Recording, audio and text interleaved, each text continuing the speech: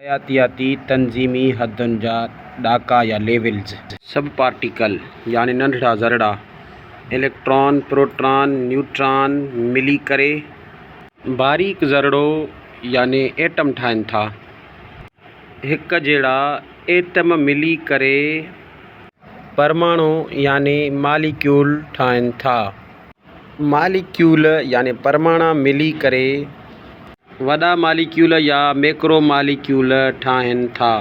वॾा मालिक्यूल या macro molecule मिली करे आर्गेनिल यानी सेल जा उज़वड़ा ठाहिनि था।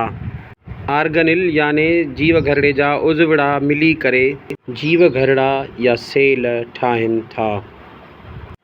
सेल यानी हिक जहिड़ा जीव घरड़ा मिली करे टिश्यूज़ तांदूरा या ओजा ठाहिनि था।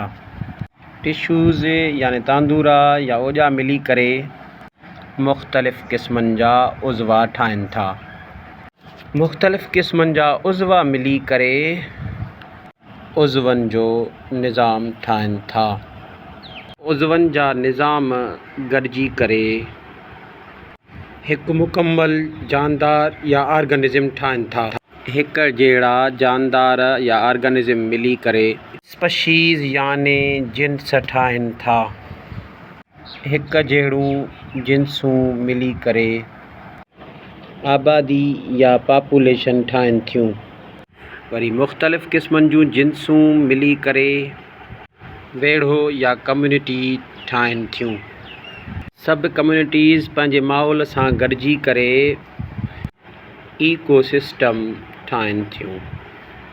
धरतीअ जो उहो दाइरो जिते ज़िंदगी ऐं उन जूं सहूलतूं मौजूदु आहिनि उनखे बायोस्फीयर चइबो आहे। मालूमाती वीडियो ॾिसण लाइ चैनल ज़रूरु सब्सक्राइब कंदा।